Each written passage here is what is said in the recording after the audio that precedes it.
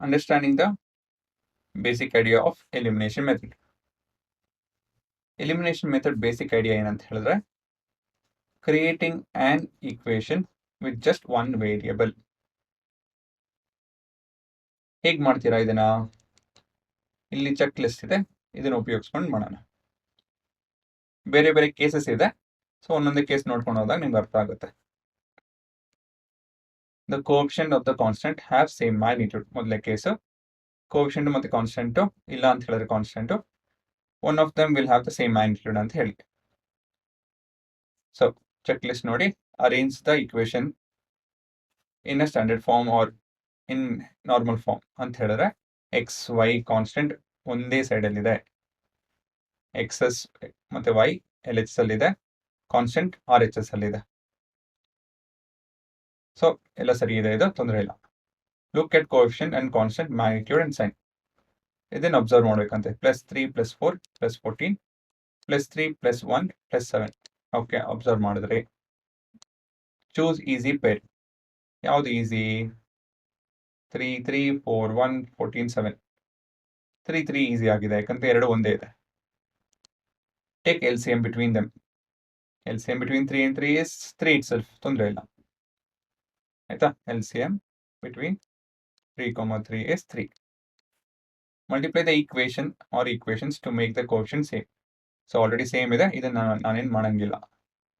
Add or subtract them. ಇದು equation 1, ಇದು equation 2. Add ಇಲ್ಲ ಅಂದ್ರೆ ಸಬ್ಟ್ರಾಕ್ಟ್ ಮಾಡ್ಬೇಕಂತೆ. ಬಟ್ ಯಾವ್ದು ಮಾಡೋದು? ಮೊದಲೇದಾಗಿ ಆ್ಯಡ್ ಮಾಡೋಣ, ನೋಡೋಣ ಏನಾಗುತ್ತೆ ಅಂತ ಹೇಳಿ. 1 and 2. 3x plus 4y is equal to 14. 3x plus 1y is equal to 7.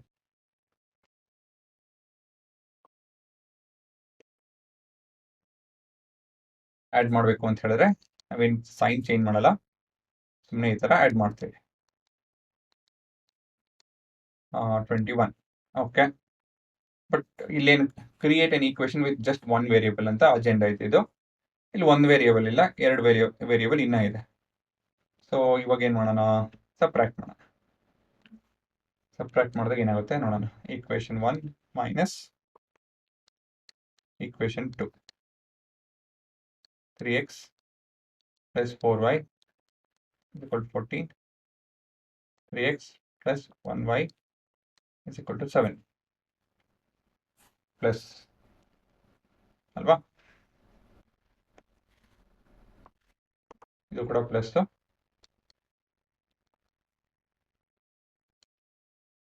Minus minus minus ಆಗುತ್ತೆ. ಇದು ಏನು ಮಾಡಿದಾಗ ಸಬ್ಟ್ರಾಕ್ಷನ್ ಮಾಡಿದಾಗ, ಇದನ್ನು ಹೇಳ್ಕೊಟ್ಟಿನಲ್ವಾ ಬೇಸಿಕ್ಸ್ ಅಲ್ಲಿ, ಇದಕ್ಕಿಂತ ಮುಂಚೆ ವಿಡಿಯೋಸ್ ಅಲ್ಲಿ ಹೇಳ್ಕೊಟ್ಟಿದ್ದೀನಿ. ಇನ್ನೊಂದ್ಸತಿ ಹೇಳ್ತೇನೆ. ಸಿಂಪಲ್. ಈಕ್ವೇಶನ್ 1 and 2 ಬರ್ಕೊಳ್ಳಿ. ಈಕ್ವೇಶನ್ 2 ನಾನು ಸಬ್ಟ್ರಾಕ್ಟ್ ಮಾಡಿ, ಅಂದರೆ ಈಕ್ವೇಶನ್ 2ನ ನೆಗೆಟಿವ್ ತೊಗೊಬೇಕು, ನೆಗೆಟಿವ್ ಆಫ್ ಈಕ್ವೇಶನ್ 2 ತೊಗೊಬೇಕು. ಹೇಗೆ ತೊಗೊತೀರಾ? ಪ್ಲಸ್ ಇರೋದನ್ನ ಮೈನಸ್ ಮಾಡಿ, ಪ್ಲಸ್ ಇರೋದು ಮೈನಸ್ ಮಾಡಿ, ಪ್ಲಸ್ ಇರೋದು ಮೈನಸ್ ಮಾಡಿ ಅಂತ ಹೇಳಿದ್ರೆ ನಮ್ಮ ವೇರಿಯೇಬಲ್ ಟರ್ಮ್ ಮತ್ತೆ ಕಾನ್ಸ್ಟೆಂಟ್ ಟರ್ಮ್ ಸೈನ್ ಚೇಂಜ್ ಮಾಡಬೇಕು. ಮೈನಸ್ ಇದ್ರೆ ಪ್ಲಸ್ ಆಗುತ್ತೆ, ಪ್ಲಸ್ ಇದ್ರೆ ಮೈನಸ್ ಆಗುತ್ತೆ. ಸೊ ಮುಂದೆ ಏನು ಮಾಡಬೇಕು? ನಾರ್ಮಲ್ ಪ್ರೋಸೆಸ್ ಮಾಡಿ. ಇದು ಪ್ಲಸ್ 3x ಮೈನಸ್ 3x 0 ಆಗುತ್ತೆ. ಇದು ಪ್ಲಸ್ 3y ಆಗುತ್ತೆ. ಇದು 7 ಅಲ್ವಾ? ಸೊ ಇಲ್ಲಿ we created an equation with just one variable ಅಲ್ವಾ? 3y is equal to 7. ಇದು ನಮ್ಮ ಎಲಿಮಿನೇಷನ್ ಮೆಥಡ್ ಐಡಿಯಾ. ಏನಂತ ಹೇಳಿದ್ರೆ we have to manipulate the coefficient and the constant so that when we add and subtract ಒಂದೇ ಒಂದು variable ಹೊಡ್ಕೊಳುತ್ತೆ. ಇದಾದ್ಮೇಲೆ ಮುಂದಕ್ಕೆ ಏನು ಮಾಡೋದು ಅಂತ ಹೇಳಿ ಎಕ್ಸಾಂಪಲ್ ಅಲ್ಲಿ ನೋಡ್ತೀನಿ.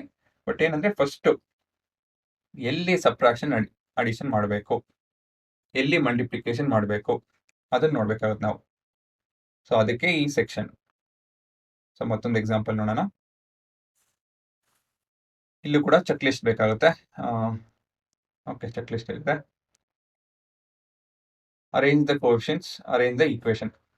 ಎಕ್ಸ್ ವೈ ಕಾನ್ಸ್ಟೆಂಟ್ ಸರಿ ಇದೆ, LHS and RHS. Look at the coefficient and the constant.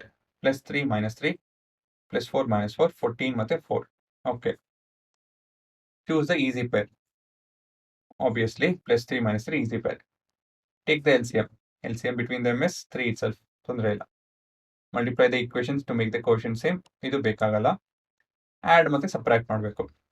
ಇಲ್ಲಿ ಆ್ಯಡ್ ಮತ್ತು ಸಬ್ಟ್ರಾಕ್ಟ್ ಅಲ್ಲಿ ಏನು ಮಾಡ್ತೀರಾ,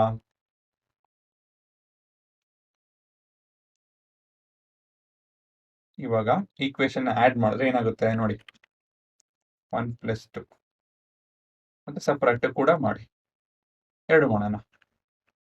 ಸೊ 1 + 2 ಮಾಡಿದಾಗ 3x + 4y = 14 minus 3x + 5y = 4.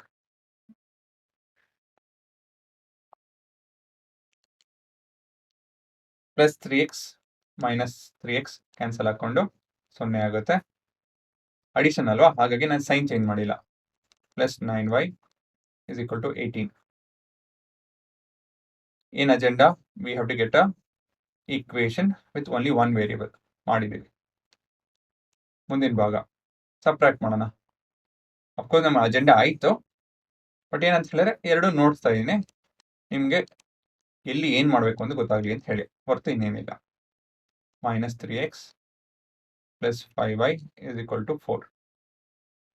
ಇಲ್ಲಿ ಸಬ್ಟ್ರಾಕ್ಟ್ ಮಾಡೋದು ಅಂತ ಹೇಳಿದ್ರೆ ಏನು, ಸಬ್ಟ್ರಾಕ್ಟ್ ಮಾಡೋದು ಅಂದರೆ ಸೈನ್ನ ಚೇಂಜ್ ಮಾಡ್ಕೊಳ್ಳಿ.